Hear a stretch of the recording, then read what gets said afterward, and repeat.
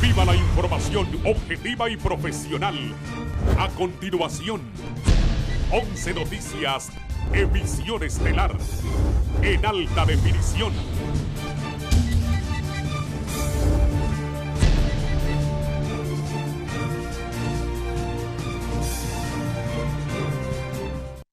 Esta noche, en la emisión estelar de 11 Noticias, Gobierno analiza la posibilidad de subsidiar el incremento a la tarifa de energía eléctrica que entra en vigencia el 1 de julio.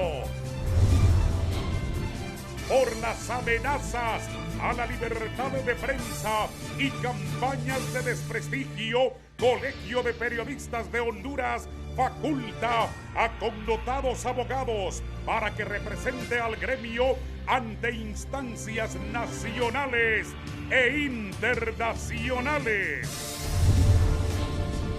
Colegio de Abogados y Consejo Hondureño de la Empresa Privada no harán propuestas de candidatos a magistrados de la Corte Suprema de Justicia.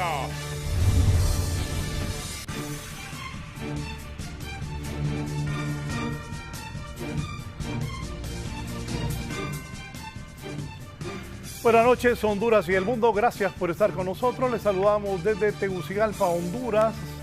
Listos para llevar las informaciones a partir de este momento. Saludamos a quienes nos siguen también a través de Radio Visión Honduras en todo el país. 90.1 en Tegucigalpa, 90.9 en San Pedro Sula. En la zona central del país, 93.5, 90.3 allá en la cálida Choluteca. Gracias por estar con nosotros.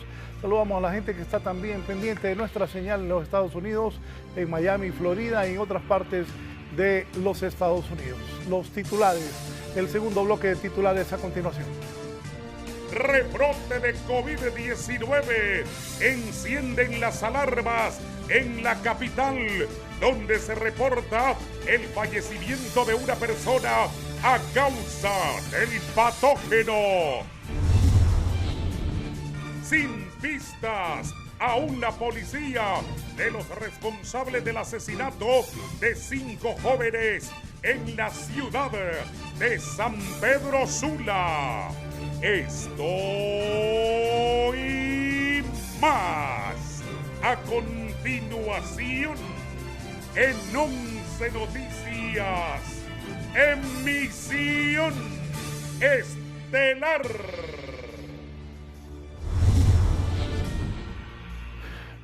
Está por terminar este mes de junio y les he venido diciendo en las últimas semanas que julio nos trae malas noticias.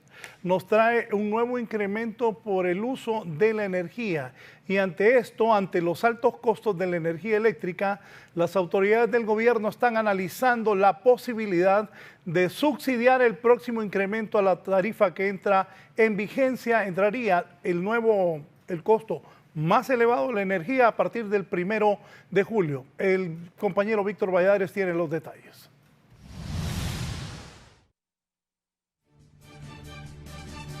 El gobierno ya analiza absorber el alza en la tarifa eléctrica, misma que de acuerdo a ley deberá entrar en vigencia el próximo viernes, según lo manifestado por el titular de Energía, Eric Tejada. Lo más probable es que el gobierno también absorba, debido a que ha habido un impacto en los cálculos, en los costos de generación. Es probable que hubiese habido un impacto en la tarifa, el gobierno va a absorber la mayoría de ese impacto, ¿no? Dicho incremento en este servicio no sería menor a un 12%, según estimaciones de los representantes del Sindicato de Trabajadores de la ANE. Nosotros siempre hablábamos de que este incremento podía andar en un 9 a un 12% aproximadamente en la revisión de este trimestre por las consideraciones que ya lo conocemos de todo del valor del búnker en el mercado internacional. En la empresa privada consideran oportuno el anuncio del representante del gobierno. Sin embargo, aseguran que también se debe determinar por cuánto tiempo podrá absorber el Estado estos costos, tal como sucede con los derivados del petróleo. Esperamos pues de que sea aprovechado de una manera, en el caso de que se dé por parte de las empresas y de las familias, reiterando que debe de haber un manejo responsable por parte del gobierno sobre los recursos que se estarán manejando. En este paquete entrarían las 3 modalidades de tarifa: residencial, comercial e industrial, de acuerdo a las autoridades de energía. Para 11 Noticias, Víctor Valladares. En el foro La Entrevista de esta mañana hablamos con el ministro de Energía, Eric Tejada, y él aseguró que de no ser por el subsidio al diésel, los hondureños estarían pagando 154 lempiras con 50 centavos por galón de diésel. Elisa Reyes tiene el resumen.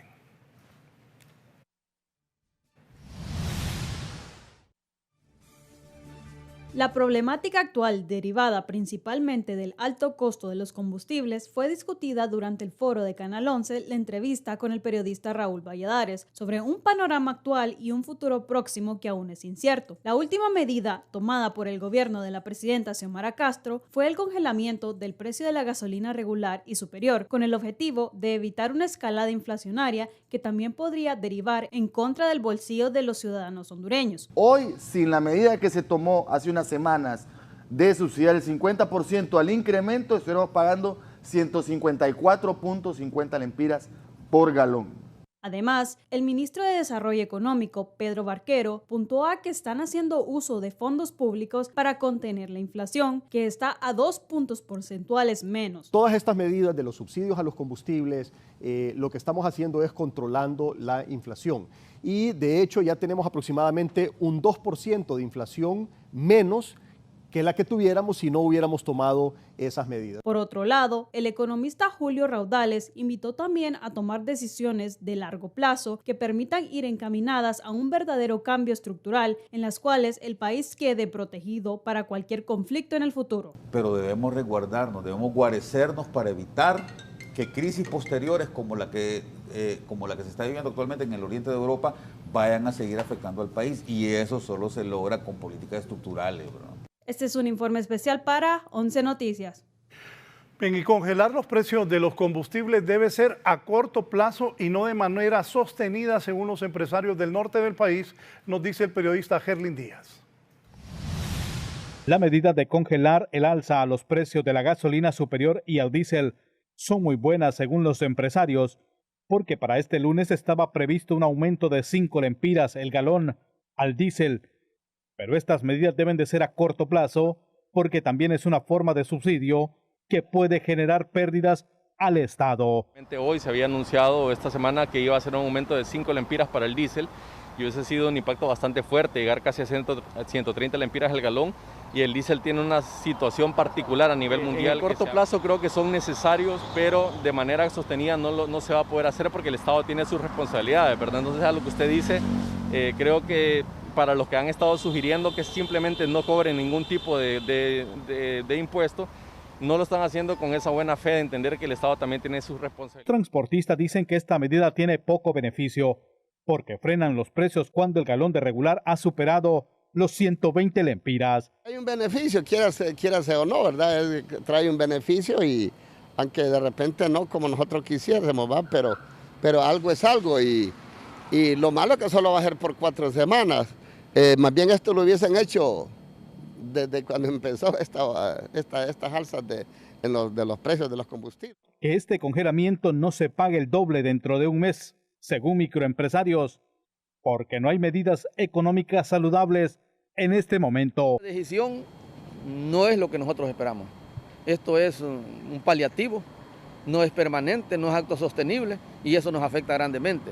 Se incrementa la mano de obra, se incrementa la materia prima, se incrementa totalmente todo. Para 11 Noticias, Gerlin Díaz. Hablando de empresarios, vamos a ir a La Ceiba. Los empresarios ceibeños de manera enérgica le estaban pidiendo al alcalde retroceda en el exorbitante pago a la tasa vehicular que ha sido aprobada en La Ceiba recientemente. César Funes está desde la ciudad novia de Honduras.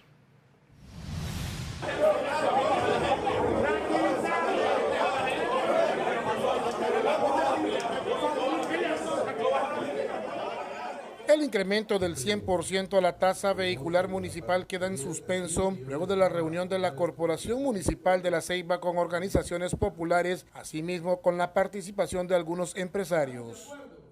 ¿Por qué ese incremento? Para poder financiar la construcción de esas obras que tanto se requieren en la ciudad de La Ceiba. Invitamos aquí públicamente a todas aquellas organizaciones que quieran ser veedores de este proceso, de la construcción, de la contratación, de quién va a ser, cómo va a ser y a dónde se va a hacer, son bienvenidos. Así le abrimos las puertas a Mozo y se retiraron de la discusión. Empresarios ceibeños pidieron a través de un comunicado derogar el incremento del 100% de esta tasa y presentar una propuesta que sea factible para toda la población. Nos van a explicar el proyecto porque a nadie lo había explicado, lo explicaron por encima y lo que queríamos no era que encriptar la población y que se estuvieran tomándose los puentes, sino como personas inteligentes hacer esto, reunirse para poder hacer las cosas correctamente. Por su parte, representantes de organizaciones populares aseguran que la suspensión o derogación debe ser aprobada por el alcalde Bader Diop y los regidores. No queremos confrontarnos con nadie, estamos de acuerdo con las obras, pero yo creo que los que estuvimos en esta reunión pudimos ver que hasta los mismos regidores han propuesto reevaluación catastral, reducción de la planilla salarial mensual que anda por más de 600 empleados, 10 millones de lempiras mensual. Yo creo que si se dieran a la tarea de pensar un poquito y echar a andar todas estas actividades que pueden ahorrar mucho dinero, yo creo que ahí otro gallo cantaría. No se descartan acciones de protesta en las próximas horas para presionar al gobierno local que se derogue el incremento que fue aprobado recientemente por la Administración Municipal de La Ceiba. Para 11 Noticias, César Funes. Bien, pero veo que Bader Diop, alcalde ceibeño, está tratando de dialogar con los diferentes sectores. Por otro lado, les cuento que diversos sectores también claman otras alternativas tras culminar hoy la ley del empleo por hora. Voy al norte del país, siempre en el norte. Esta vez está la periodista Shirley Martínez informando. Hoy concluyó el periodo de 60 días que determinó el Congreso Nacional para que las empresas pudieran trasladar a sus empleados contratados bajo la ley de empleo por hora a otra modalidad. No obstante, los empresarios de la zona norte manifestaron que urgen otras alternativas, porque este proceso dejará a miles de hondureños sin oportunidades laborales. La Cámara de Comercio e Industrias de Cortés solicita a los legisladores y al gobierno que promuevan un nuevo decreto o una nueva ley que dictamine cómo vamos a ofrecer flexibilidad a aquellas personas en el campo laboral que así lo necesiten. Por su parte, representantes de la micro y mediana empresa también claman una nueva ley que ofrezca flexibilidad a las personas en el campo laboral, porque debido a esta situación, el sector sigue registrando más cierres de negocios y una incalculable cifra de desempleados. Algunas están renovando ya en base al código de trabajo, los contratos de trabajo, pero muchas otras no, están a la espera de que se diera alguna alternativa, alguna ley que viniera a sustituir esta ley de empleo por hora para evitar de que miles de hondureños puedan quedar sin empleo, porque no todos van a ser contratados de nuevo, van a quedar al margen muchos que no van a poder tener oportunidad de continuar laborando. Según datos oficiales de la Secretaría de Trabajo, son más de 40,000 personas las que laboran en el país bajo la modalidad empleo por hora y que deberán ser contratados de manera permanente. Para 11 Noticias, Shirley Martínez.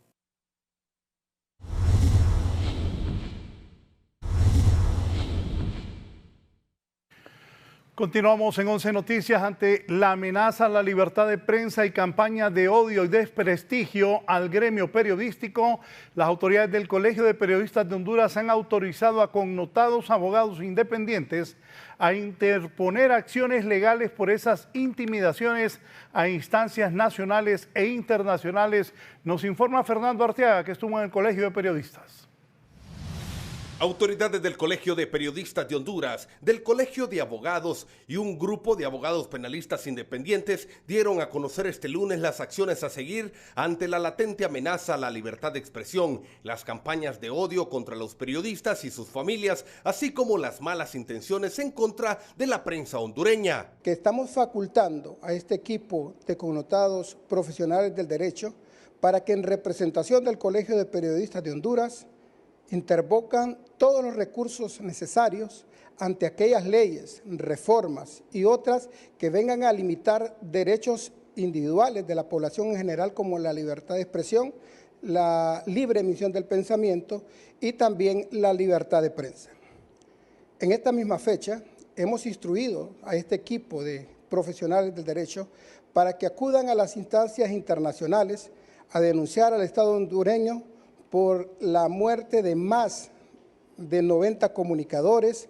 Este equipo legal defenderá judicialmente a los periodistas que en el ejercicio de su profesión sean enjuiciados. Los abogados irán a las instancias nacionales e internacionales para denunciar la campaña de odio, injurias, intimidación y denigración contra los periodistas y sus familias, que entendemos se está dando en la oscuridad de un sector del Estado hondureño con el fin de afectar a los periodistas, pero también con el fin de afectar la imagen del gobierno de la presidenta Xiomara Castro internacionalmente. Reconocidos penalistas del país, conscientes que la libertad de prensa es la columna vertebral de la democracia, han tomado la determinación de defender ese principio, y a quienes ejercen la profesión del periodismo que se han visto amenazados en los últimos días, por lo que connotados juristas han explicado que se suman al principio de la solidaridad,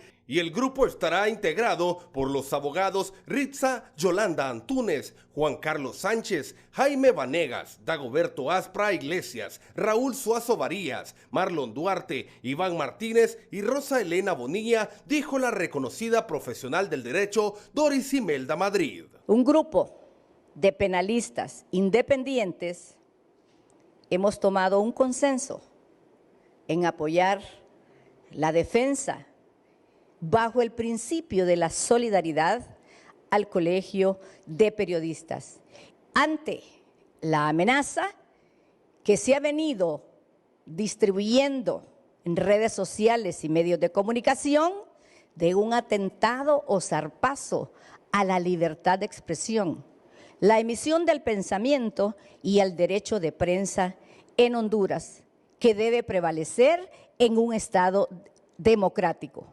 Que la libertad de expresión es la columna vertebral del derecho de acceso a la información pública a que tenemos los 9 millones de habitantes en este país, a fin de que quien nos gobierna nos rinda cuentas, porque lo que administra y ejecuta son los impuestos que pagamos todos los hondureños.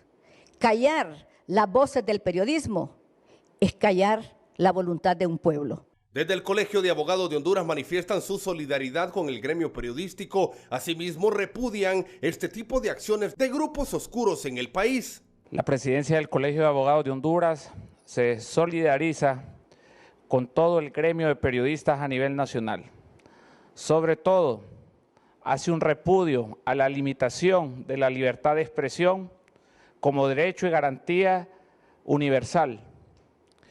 Hoy queremos aprovechar que tanto el Colegio de Abogados de Honduras como el Colegio de Periodistas de Honduras hemos sido estigmatizados y hemos sido afectados en una historia de horror y de terror, de muertes violentas, con una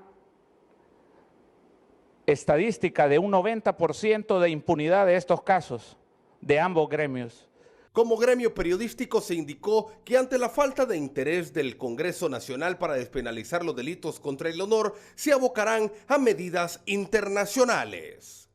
Para 11 Noticias, Fernando Arteaga. Sobre este tema, los defensores de los derechos humanos dicen que libertad de prensa debe prevalecer frente a cualquier campaña de desprestigio en contra de la prensa nacional. Miembros de instituciones para la defensa de los derechos humanos consideran que la libertad de expresión, la libre emisión del pensamiento y la libertad de prensa deben de ser defendidas con todas las fuerzas que las leyes del país lo permitan, incluso denunciando internacionalmente cualquier intentona en contra de estas libertades. Esto, sin lugar a dudas, es un mensaje de la UFERCO o de quienes dirigen la UFERCO, que si la prensa sigue insistiendo en que no debe de tener ese rango que le dieron, y si la prensa sigue insistiendo de que es inconstitucional o es ilegal, ellos van a hacer un requerimiento fiscal que a todas luces sería una violación a la libertad de expresión. Los defensores de las garantías individuales de la persona humana señalan que el Estado de Derecho se sustenta en las 3 libertades antes mencionadas y cualquier sector de la sociedad que intente menoscabar alguna de ellas deberá ser considerado apátrida y enemigo de la democracia, condenando al mismo tiempo las campañas de desprestigio e intimidación contra periodistas en el país. ¿Existe realmente una intención de coartar, de intimidar, de asustar y de mandar un claro mensaje que el que no esté a favor de lo que el gobierno de la República o la institucionalidad estatal está expresando puede tener repercusiones? Se ha señalado a un grupo de periodistas, se ha estigmatizado y se ha inclusive violentado el principio de inocencia. Se ha elevado, digamos, a crear estigmas negativos en contra de él, de su familia. Los expertos definen que frente a cualquier intentona en contra de la libre emisión del pensamiento, toda la sociedad está llamada a su defensa. Guillermo Paz Manueles, 11 Noticias. Para evitar ser juez y parte, el Colegio de Abogados también anuncia que no hará propuesta de candidatos a magistrados de la Corte Suprema de Justicia. Nos comenta la periodista Kimberly Espinosa. El Consejo Hondureño de la Empresa Privada y el Colegio de Abogados de Honduras han fijado una posición en torno a la elección de los nuevos magistrados de la Corte Suprema de Justicia. No harán propuestas de candidatos. El COEP se abstiene para evitar ser juez y parte, enfatizan. Se puede llegar a considerar un conflicto de interés, convertirnos en juez y parte, así que lo ideal va a ser de que todas las personas que tengan una aspiración a convertirse en magistrados a la Corte Suprema de Justicia hagan directamente su autopropuesta ante la Junta Nominadora, y esa es la valoración que se ha estado realizando. Se va a presentar a Junta Directiva para que la Junta Directiva tome una decisión. Sin embargo, también es un tema que se ha venido tratando por la clase política representada en el Congreso Nacional. Desde el Colegio de Abogados, su presidente afirma que toman esta decisión como ente colegiado para evitar la estigmatización de los profesionales del derecho. No va a presentar 20 candidatos, queremos que sea libre para no estigmatizar a los profesionales del derecho que van por uno o por otro sector,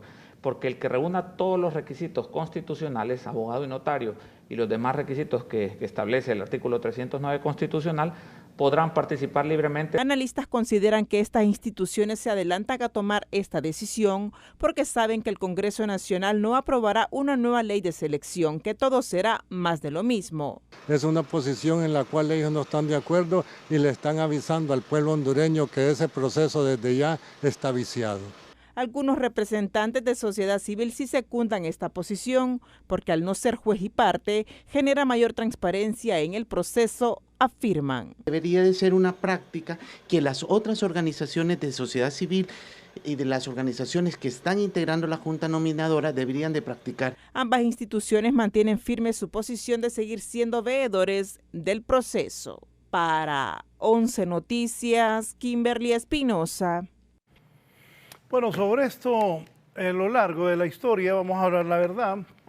Han anunciado las autoridades del Consejo Hondureño de la Empresa Privada que no van a mandar propuestas. Al final, los que deciden son los políticos, no los empresarios. Sus razones tienen también para no enviar los empresarios, y se suma el Colegio de Abogados.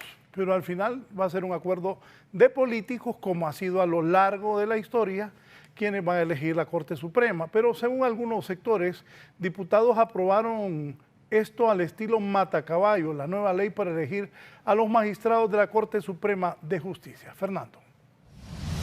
Hay quienes lamentan cómo la Junta Directiva del Congreso Nacional sigue dejando para última hora la emisión del dictamen del nuevo proyecto de ley para la elección de los magistrados de la Corte Suprema de Justicia, ya que ante este escenario todo indica que el mismo será aprobado a matacaballos. Sí, se tuvo que haber dado la prioridad del caso, ¿no? a la aplicabilidad e inclusive a todo el tema del estudio de estas reformas o el estudio de esta nueva ley de selección. Lamentablemente pues se está realizando a última hora. Desde el Partido Nacional afirman que todo este retraso y show para aprobar a destiempo esta ley es para que la población y ni los mismos diputados puedan conocer a ciencia cierta en qué se basa el dictamen. Todo lo que ha hecho el actual Congreso, presidido por Luis Redondo de manera ilegal, lo que está haciendo es encaminándola a que estos magistrados que van a ser electos respondan a los intereses de X o Y partido. Por su parte, el secretario del Congreso Nacional, Carlos Zelaya, considera que todavía tienen tiempo para aprobar dicha ley y no lo harán a matacaballos, sino que de una manera transparente que genere confianza en el proceso. Sí, se está trabajando. Van a haber se está esperando algunas opiniones, incluso el presidente Redondo hará algunas observaciones a la nueva ley y el Poder Ejecutivo también nos ha dicho que va a mandar algunas observaciones. Esperamos que la próxima semana, que comiencen las reuniones, se comience a debatir el tema y vamos a tener una nueva ley. Aunque se ha manifestado que el 1 de julio se debe de hacer la convocatoria para la Junta Nominadora, el oficialismo sigue afirmando que cuentan con suficiente tiempo. Para 11 Noticias, Fernando Arteaga. Bien, gracias Fernando Arteaga. Vamos al deporte rápidamente. Lo que ocurre en los fichajes internacionales en el fútbol internacional con nuestra compañera Rosa Alvarado. Rosa, buenas noches. Miller Lite, sabor que reúne, presenta.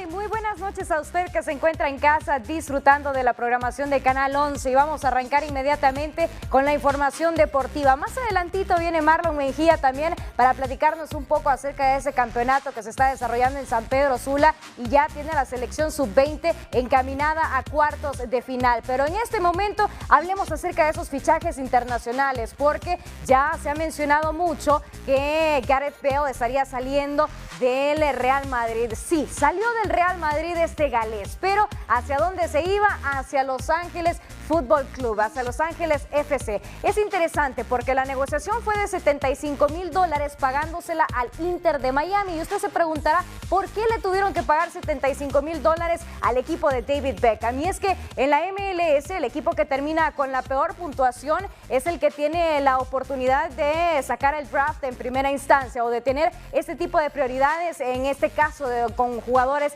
de alto rendimiento, de alto nivel, y por supuesto Gareth Bale entra en este listado y es de esta forma como se han hecho de los servicios del galés. Importante oportunidad para Gareth Bale, tanto en lo económico como también en lo competitivo para cerrar bien su carrera. Creo que todos pensamos que la MLS les trabaja de esta forma a los diferentes jugadores, pero casi más de 15 años que tenía Luis Suárez de estar en Europa y ahora todo apunta a que estaría regresando a Sudamérica, al fútbol sudamericano y militando para River Plate. Ese escudo que están viendo ustedes, el millonario, podría ser el que adquiera los servicios del uruguayo. Ahora bien, la propuesta ya está hecha para Luis Suárez, pero todavía no hay un sí concreto por la cantidad de tema mediático que él tiene que afrontar en este momento. De repente los compromisos con las marcas le permiten más apertura estando en Europa y esto según lo que ha mencionado. Durante toda esta última semana por lo menos se ha estado moviendo y festejando sobre todo el cumpleaños de Lionel Messi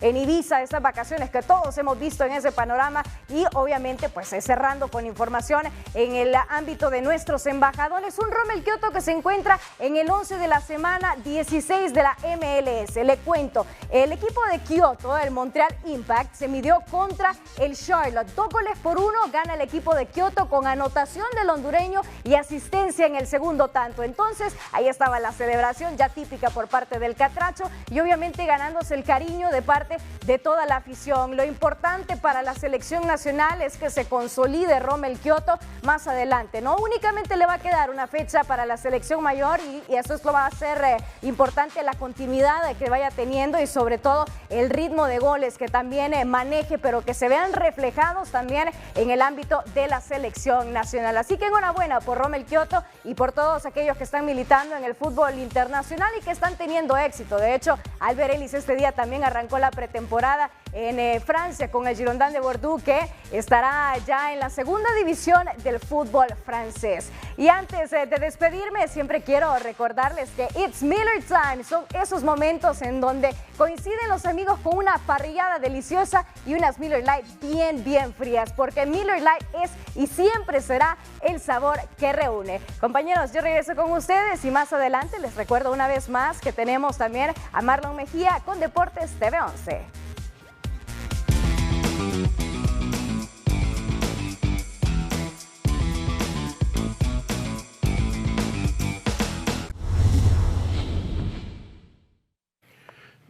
Vamos ahora a contarles que la directora del Patronato Nacional de la Infancia, PANI, está exigiendo celeridad a las autoridades del Tribunal Superior de Cuentas en las investigaciones por la pérdida de 355 millones de lempiras de esa institución.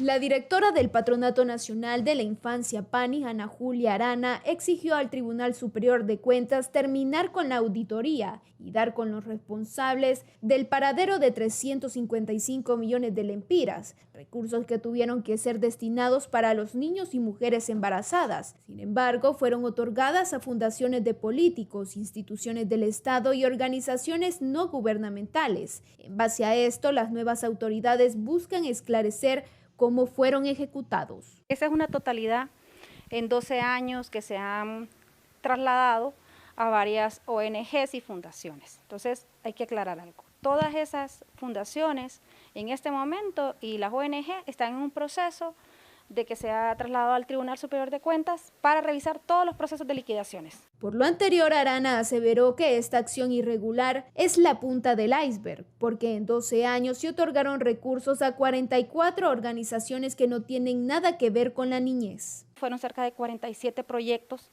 que se establecieron de esa forma, entonces ellos van a determinar realmente cuáles de esos proyectos sí estaban conformes y otros no. Voy a aclarar, hay unas ONG que sí realmente eran orientados a la niñez, pero son bien pocas. Expertos consideran que es necesaria la intervención del Tribunal Superior de Cuentas para terminar la auditoría forense, que realiza desde varios años para que determinen responsabilidades penales contra los involucrados en el manejo de los recursos. De qué manera se documentaron, por qué razón el dinero terminó cayendo en manos que no tenían que ponerse nunca en estos fondos.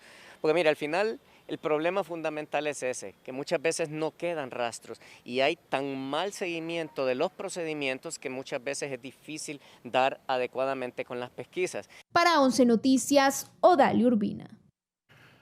El Tribunal Superior de Cuentas, sus autoridades envían expedientes de investigación de las ONG salpicadas en presuntos actos de corrupción, dice Giovanni Villalobos. El Tribunal Superior de Cuentas entregará la próxima semana al Ministerio Público la información de las ONGs que supuestamente fueron utilizadas para canalizar fondos para una serie de proyectos que no se realizaban por el orden de los 350 millones de lempiras a través de la Secretaría de Desarrollo Social, SEDIS. De remitir toda la documentación, ya sean de investigaciones o expedientes, de organizaciones no gubernamentales y diputados que gestionaron fondos de ellas. Las organizaciones que integran estas agrupaciones creen que este es un paso importante que deberá servir para recuperar estos fondos millonarios si se comprueba que se han dilapidado. No solo que paguen sus penas, sino ver cómo esos procesos también hay esta devolución de esos dineros, o sea, no es que solamente van a pagar una pena y estuvo. Es obvio que si se concluye que los dineros en cuestión no fueron utilizados de la manera correcta, esto deberá traer consigo la emisión de los requerimientos fiscales a criterio de exoperadores de justicia. Y si existe alguna malversación de estos caudales, es cuando ya el Ministerio Público procede a presentar ya los requerimientos si existe contra las personas y llamar a cada uno de los ejecutivos de todas estas ONG. La denuncia incluye información de proyectos de construcción de casas, letrinas y otros proyectos que nunca se ejecutaron a través de organizaciones no gubernamentales gestionadas por diputados, alcaldes y otros funcionarios. Para 11 Noticias, Giovanni Villalobos. Exministro de la Presidencia Eval Díaz también nacionalizado nicaragüense y nacionalizó a su esposa y a sus 3 hijos, dice Odalia Urbina en este reporte.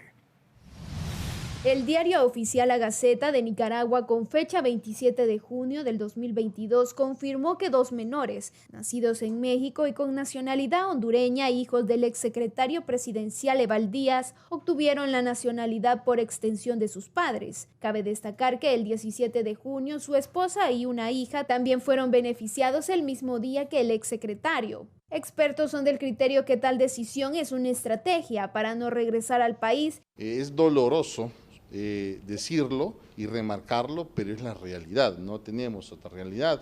¿Y qué es una estrategia? Pues lógicamente es una estrategia, le dan la espalda al pueblo, a la tierra que lo vio nacer, y ahora simple y sencillamente ya no les sirve Honduras y hay que huir de Honduras. Hay quienes aseguran que esta acción podría replicarse entre otros funcionarios que están siendo investigados por actos irregulares en el país y evadir la justicia por la existencia de protección nacional que ofrece Nicaragua a sus compatriotas. Además, aseveran que la rapidez con la cual fue otorgada la nacionalidad a la familia de Díaz se puede interpretar como la huida del exfuncionario para no enfrentar ningún futuro cargo o para hacerlo pasar como una persecución política. Ya hay voces altisonantes que están diciendo que varios exfuncionarios del Partido Nacional del gobierno pasado ya están en trámite con la ciudadanía nicaragüense.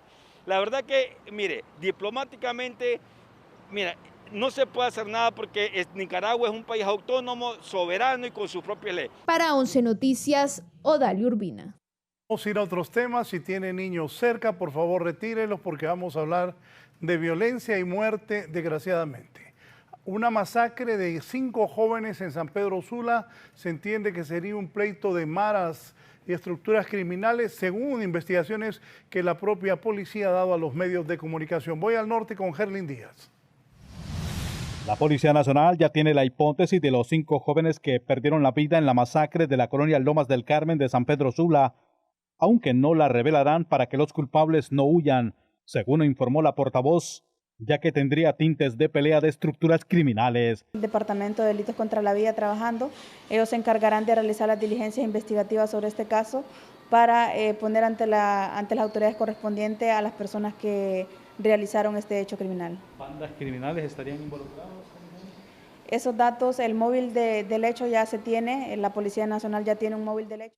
Los familiares de los jóvenes asesinados mientras retiraban los restos mortales esperan justicia, ya que aseguran que no tenían enemistades con nadie. Que quede en manos de Dios, pero no podemos decir nosotros nada contra eso. Pero lo que sí quisiéramos que esta gente atendieran luego. Sí. Pues hay que tener paciencia, ¿me entiendes? Pero sí, la verdad que fuera bueno que se pudiera un poco más agilidad en el trabajo. Estos hechos de violencia, según analistas, solo demuestran la debilidad de las autoridades policiales, ya que están siendo superadas por el crimen organizado. Es que la inteligencia criminal funciona y se dan cuenta que es fácil, que este país es demasiado frágil su sistema jurisdiccional penal, por lo consiguiente, ahí me da la impresión de que está ese problema social que nos está aconteciendo actualmente. Para 11 Noticias, Gerlin Díaz. Sobre este tema de esta reciente masacre y la violencia en el país, el periodista René Amaya nos amplía. El aumento de las masacres y muertes violentas en el país fue cuestionado hoy por el Comité Nacional contra la Tortura, al asegurar que este repunte de fallecidos solo indica que las políticas de seguridad del gobierno están fracasadas. Nos preocupa la falta de diligencia para la investigación, no solo de las muertes en el país, sino que de las muertes bajo custodia. Hay similares situaciones en las que ocurren masacres y que nosotros miramos que muchas veces pues nunca se llega con los responsables. Luego del fin de semana fueron asesinados más de 15 personas, entre estas una masacre en la ciudad de San Pedro Sula y la muerte de otro profesional del derecho. Esto solo demuestra que la violencia en el país va en aumento. La criminalidad se ha incrementado en estos últimos 6 meses. Y el problema fue de que empezaron a cambiar sistema de seguridad y no se dieron los espacios necesarios para hacer las transiciones. Entonces se creó un vacío. Entonces, ¿quién aprovecha? La delincuencia. Las autoridades de la Secretaría de Seguridad niegan que estas muertes violentas se hayan disparado y aseguran que con relación al año anterior, del mes de febrero a la fecha, este número de muertes violentas en Honduras más bien se han reducido. 2021, para esta fecha, desde enero, tenía 2.003 personas que perdieron la vida, pero si hacemos la comparación 2022 tenemos 1.729 y eso nos da una diferencia de 274, que es una marcada diferencia. Según el Observatorio contra la Violencia de la Universidad Nacional Autónoma de Honduras, a nivel nacional se registran 24 masacres con más de 95 fallecidos. La mayor cantidad son jóvenes entre 18 a 30 años de edad. René Amaya, 11 Noticias. Seguimos hablando de muertes y no hay hipótesis sobre el asesinato del gerente administrativo de la Municipalidad de San Pedro Sula, el señor Carlos Rivera, nos dice el periodista Gerlin Díaz. Las autoridades policiales y entes de investigación de la Unidad de Delitos contra la Vida aún no tienen una hipótesis definida sobre el asesinato de Carlos Rivera, exgerente administrativo de la Municipalidad de San Pedro Sula, ya que solo tienen testimonio de los allegados y descartan si el móvil tiene que ver con el trabajo que desempeñó en la corporación municipal del exalcalde Armando Calidonio. Solamente se tiene el levantamiento cadavérico que se realizó conforme a ley y las declaraciones de la joven que acompañaba al administrador. Ya también de igual manera hay un equipo especializado del Departamento de Delitos contra la Vida trabajando este caso. En este tipo de asesinatos de alto impacto se tiene que ver la investigación y la inteligencia, según los profesionales del derecho. Bueno, mire, hay muchas especulaciones que se han dado en torno a este hecho y esto por el tipo de función pública que desempeñó la víctima que murió hace unas horas aquí en San Pedro Sula y que, según ya se conoce, pues era gerente administrativo del gobierno municipal que presidió Armando Calidonio. Entonces yo creo que ahí es tarea de los entes de investigación del Estado para pormenorizar y detallar exactamente las causas. Al momento del crimen, la víctima recién salía de almorzar de un restaurante en el barrio Santa Anita, según los testigos, cuando fue atacado por sujetos que se transportaban en motocicleta. Para 11 Noticias, Gerlin Díaz. Bien, este hombre lo mataron sin duda unos sicarios.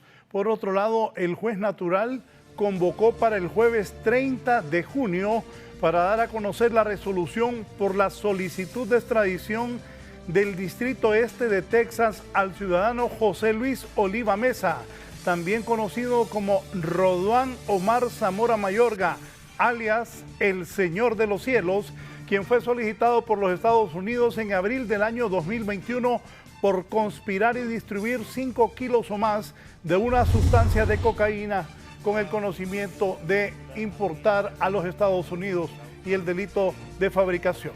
José Luis Oliva Mesa. Él también era conocido como Roduán Omar Zamora Mayorga, también conocido como Roduán Omar Zamora Valerio, también conocido como alias José Luis Oliva Mesa o alias Martín. Eran todos los nombres que en los procesos de investigación se le estaba identificando, pero ha quedado completamente acreditado en el proceso de la audiencia que se trata de la misma persona. Aquí en la Corte de Estados Unidos para el Distrito Este del Estado de Texas le vincula a 2 cargos.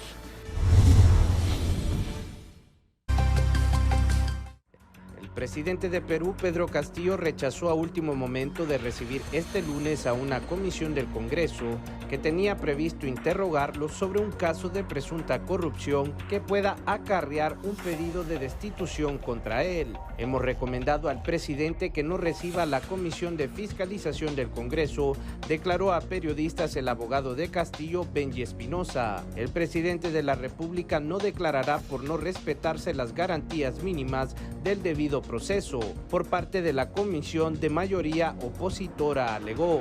La comisión del Congreso y el gobernante izquierdista habían acordado hace una semana reunirse este lunes. El abogado cuestionó que el presidente de la comisión haya dicho a la prensa que tenían pruebas contra Castillo, lo que interpretó como un adelanto de opinión condenatoria ajena a su labor de investigación. El cambio de opinión de Castillo se produce después de que el mismo hubiera manifestado la semana anterior su total disposición de recibir a esta comisión en el despacho presidencial. Este ha sido un informe.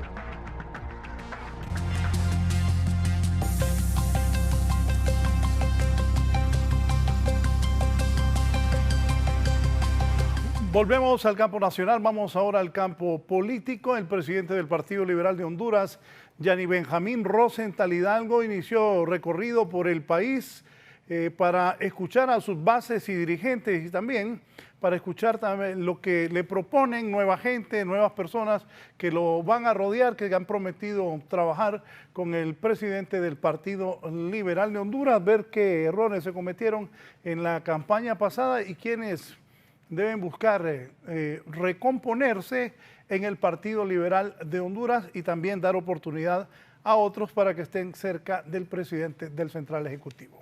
Guillermo Paz.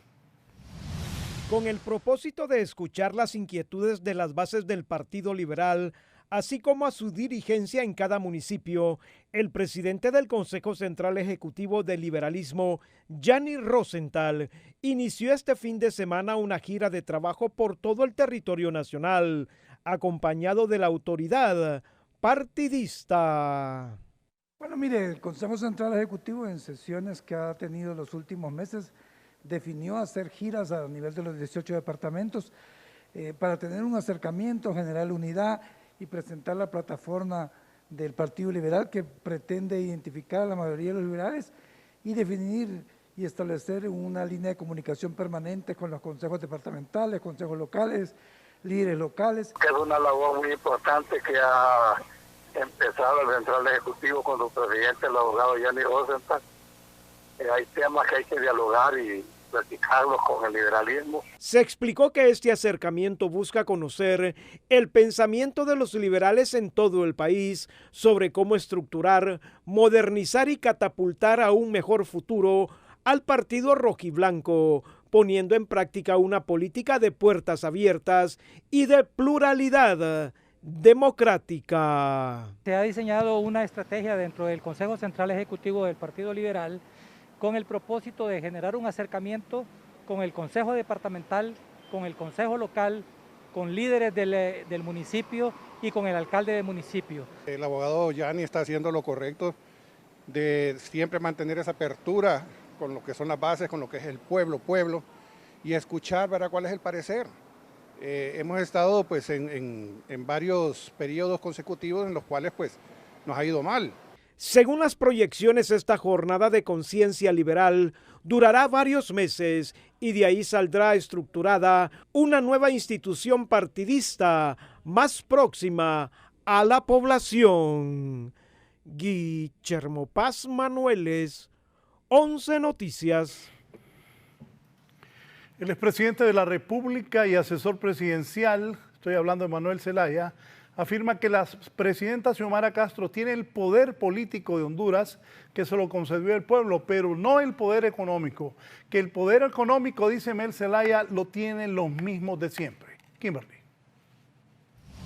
El exgobernante y asesor presidencial José Manuel Zelaya manifiesta que la mandataria Xiomara Castro tiene el poder político, pero no el económico. A Xiomara le entregaron el poder político, no el poder económico. El poder económico lo tienen los que siempre lo han tenido. Por eso hay que hacer las transformaciones del país. Xiomara llama al pueblo a la unidad para la transformación socialista y democrática del pueblo. Eso no se hace en 4 meses.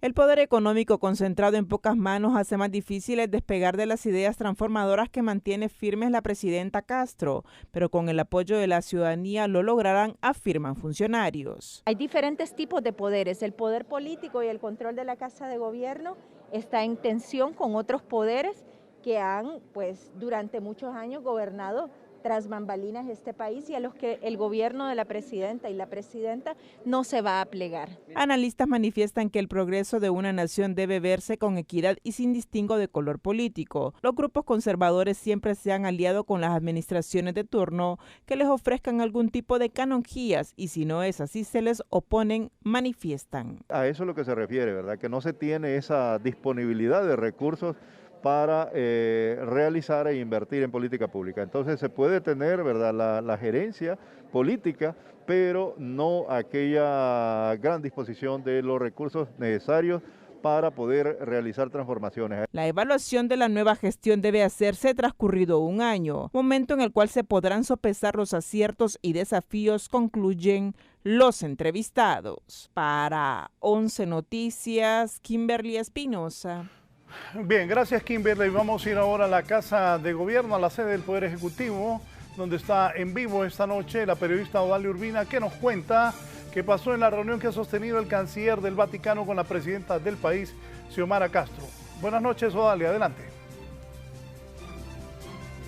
Así es, buenas noches, licenciado, televidente de 11 Noticias. Esto se realizó como un motivo de reconocimiento de la importancia que tiene el Vaticano, esto en el combate al flagelo que atentan diariamente contra la humanidad. De esta manera, el gobierno de la presidenta Xiomara Castro se ha reunido hoy con el canciller del Vaticano, Paul Gallagher, en la cual han establecido ambos varios acuerdos para esto garantizar las amistades y la cooperación entre ambas naciones. De esta manera vamos a escuchar a las declaraciones del canciller de la República, Eduardo Enrique Reina, y también del diplomático que está en el Vaticano, Paul Gallagher. Es un honor recibirle, en el cual la presidenta ha intercambiado con su eminencia puntos de interés sobre la relación entre la Santa Sede y Honduras, a la vez que el interés del representante del Santo Padre para conocer la situación de Honduras, lo que está haciendo la presidenta a sus primeros meses de gobierno y naturalmente para estrechar esta importante relación que existe de manera histórica con la Santa Sede. Visitando las autoridades políticas, civiles y eclesiales, ese fue un momento privilegiado para conocer una realidad que yo conozco solamente hasta ahora, podemos decir académicamente. Yo fui nuncio apostólico en Guatemala hace 10 años, pero nunca visité, es una vergüenza, pero nunca visité Honduras. Entonces este fue un momento muy importante para conocer el país, el pueblo y también sus autoridades en estos momentos, primeros meses de un nuevo gobierno. Nos hemos escuchado, que sea el señor canciller, que es la excelentísima señora Presidenta de la República.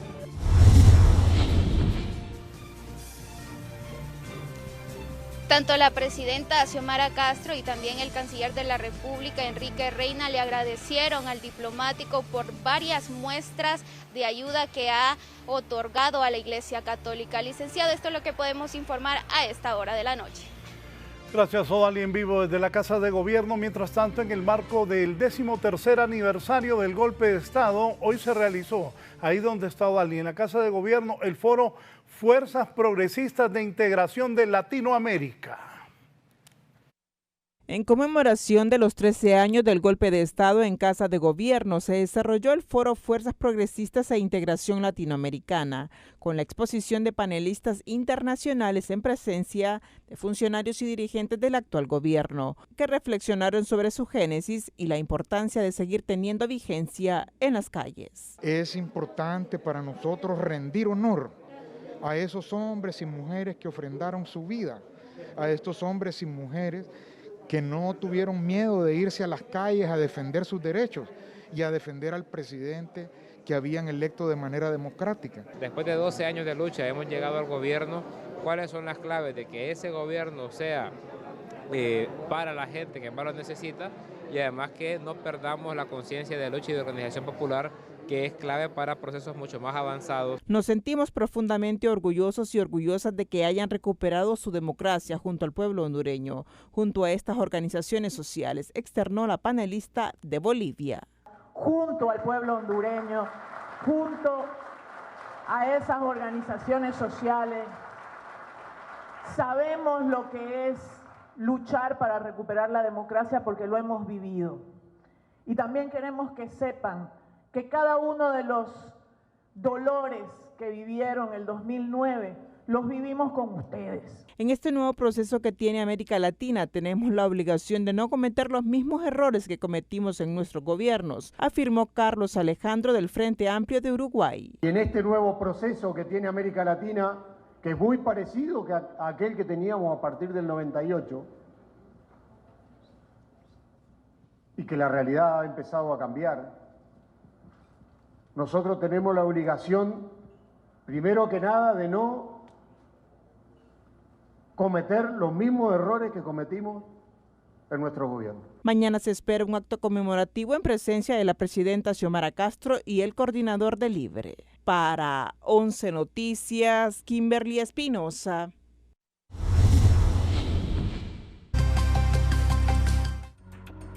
La policía de San Antonio, Texas, en los Estados Unidos, encontró un tráiler de 18 ruedas que viajaba con al menos 46 migrantes muertos dentro de su caja. Además, en el vehículo habían otros indocumentados con vida y se presume que fueron 16 llevados a diferentes hospitales del área en diversas condiciones. Mientras tanto, las autoridades ya están investigando la escena. Oficiales del Departamento de Policía de San Antonio están buscando al conductor del vehículo, quien presuntamente lo habría abandonado en algún momento, antes de que fuera descubierto en un área remota, cerca de las vías del tren y los patios de chatarra de automóviles. Aún no está claro cómo murieron los migrantes, pero estiman una correlación con la ola de calor que registra Texas actualmente. Tampoco se han confirmado las nacionalidades de las víctimas. Vehículos de la policía y de emergencia se encuentran en el lugar del hallazgo en Quintana Roo, cerca de la autopista de Nuevo Laredo en South Side, casi en la frontera con México. Los diferentes representantes de los consulados que se encuentran en dicho estado se han pronunciado a través de las redes sociales lamentando esta tragedia, por lo que se espera que puedan colaborar con la repatriación de los cadáveres a sus países de orígenes tras que sean identificados. Para 11 Noticias, Shirley Martínez.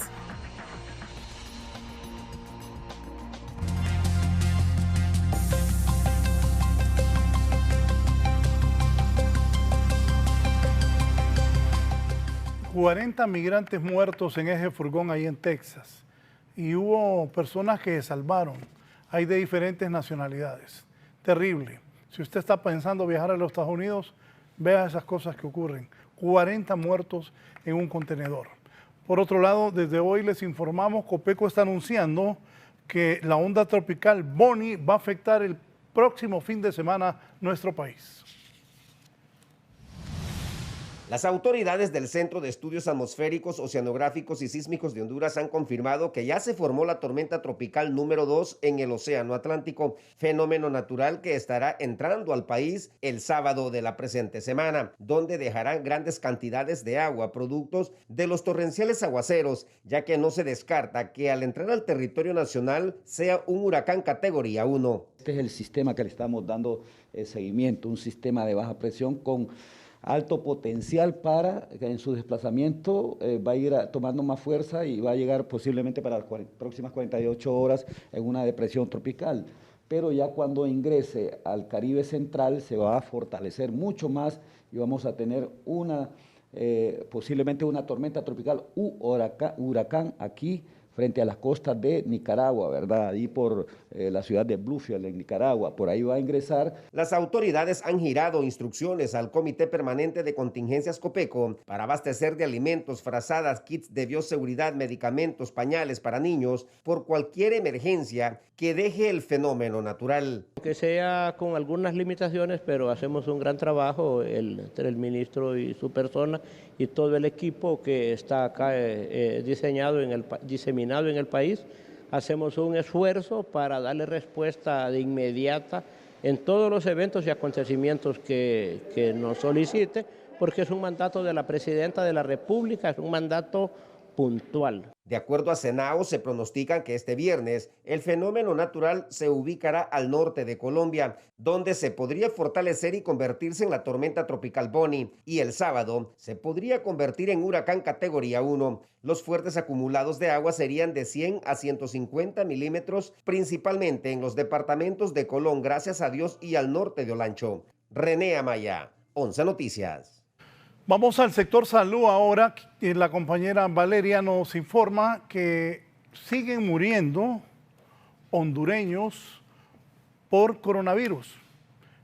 Más adelante va a venir Marlon. Hoy escuché una noticia que jugadores del Motagua hay varios infectados. Aquí en el canal hay varios infectados y Valeria nos cuenta que siguen las muertes de hondureños en el tórax por coronavirus. Contagios masivos de COVID-19 se registran en los hospitales y triajes de la capital. Más de 300 pacientes diarios acuden a los centros con síntomas de la enfermedad, que en su mayoría salen positivos y actualmente el aumento es de un 50 y 70%. La persona que falleció es una persona del sexo masculino, procedente de Francisco Morazán, con 78 años de edad y con solo una vacuna de Sputnik aplicada. Entonces podemos ver que evidentemente la vacuna puede llegar a evitar que usted llegue a una complicación. Después de 21 días sin muertes por COVID-19, este lunes el Hospital del Tórax reportó el fallecimiento de una persona, un adulto mayor con 78 años de edad, procedente del Distrito Central, con PCR positiva confirmado con COVID-19, con una insuficiencia respiratoria aguda y neumonía grave, solo con una vacuna aplicada. Ya amanecemos a esta nueva semana con 3 pacientes en cuidados intensivos, ni siquiera en cuidados intermedios. Uno que está en cuidados intermedios y otro niño, así que esto nos debe llamar a la reflexión, tanto para cumplir con el esquema de vacunación como seguir las medidas de bioseguridad. Además, en este día se registraron 3 nuevos ingresos por COVID-19 en el Hospital Escuela. Tras estar con 0 pacientes por esta enfermedad, se encuentran en cuidados intensivos en estado crítico. Los ciudadanos cuentan con enfermedades de base y su esquema de vacunación incompleto. La que está contagiando ahorita es la variante Omicron. Muy probablemente haya habido una mutación, ya estamos teniendo se hablaba en un inicio cuando apareció Omicron de BA1, BA2, ya puede ser que sean BA3, BA4. Expertos de la medicina han alertado que la población ha cedido en cuanto a las medidas de bioseguridad, como también la renuencia para vacunarse contra el padecimiento, ya que esto podría multiplicar o agravar la situación de presencia de pacientes en los hospitales. Valeria Rojas, 11 Noticias. Rápidamente con Gerlin Díaz en San Pedro Sula, ¿cuál es la situación del COVID-19? El contagio de coronavirus en personal de salud se ha incrementado durante la última semana, ya que suman 20 personas las que han dado positivos a la enfermedad, así como el registro de pacientes quirúrgicos, lo que establece, según médicos, que el virus nuevamente es comunitario. 10 personas de primera línea contaminadas entre Tegucigalpa y San Pedro Sula. Y además tengo la mala noticia de informarle a la población de que tenemos casos quirúrgicos ya con COVID-19. ¿Qué es esto? Personas que vinieron este fin de semana al hospital regional, procedimientos urológicos, fracturas, que al hacerle los exámenes de COVID-19 salen positivos. Lo más lamentable es que no hay reacción por parte de la Secretaría de Salud, según los galenos, ni pruebas suficientes para realizar los tests. Seguimos con esa tendencia al alza. Seguimos manteniendo casi un 50% del aumento de consulta con pacientes sospechosos de COVID y tenemos una tasa de positividad casi arriba del 35%. El problema también que dentro de la Secretaría de Salud se está haciendo pocos exámenes, no estamos viendo aquella reacción. Es importante que la población se proteja porque el virus anda circulando y en cualquier momento aún los vacunados pueden ser infectados por la mortal pandemia que sigue dejando muertes en el país. Para 11 Noticias, Gerlin Díaz. Bien, al cierre les contamos que un hombre aquí en Tegucigalpa sufrió el ataque de un león. ¿Escucharon bien? Un hombre sufrió el ataque de un león en el zoológico del Parque de las Naciones Unidas del Picacho de esta capital. Las imágenes muestran cuando este hombre tiene su brazo atrapado en las fauces del león, mientras varios visitantes entraban en pánico al ver esta escena. El sujeto terminó con graves heridas en su brazo izquierdo y de momento se desconocen las causas del cómo y por qué lo atacó el león. Bueno, si se acercó a esa jaula, de verdad que uno tiene cuidado. Mire cómo lo tiene el león ahí. Ese hombre que le dé gracias a Dios si no pierde su brazo. Si no pierde el brazo. Mira, y eso es aquí en la capital de la República, en el Picacho. Bien, tendremos detalles, mañana daremos seguimiento a ver cómo está este hombre que fue atacado por este león. Nos vamos, viene Marlon Mejía, está un partido importante mañana, clasificación de los juveniles de la sub-20, van a jugar, no es fácil, aclaro, no es fácil jugar contra Panamá ahora.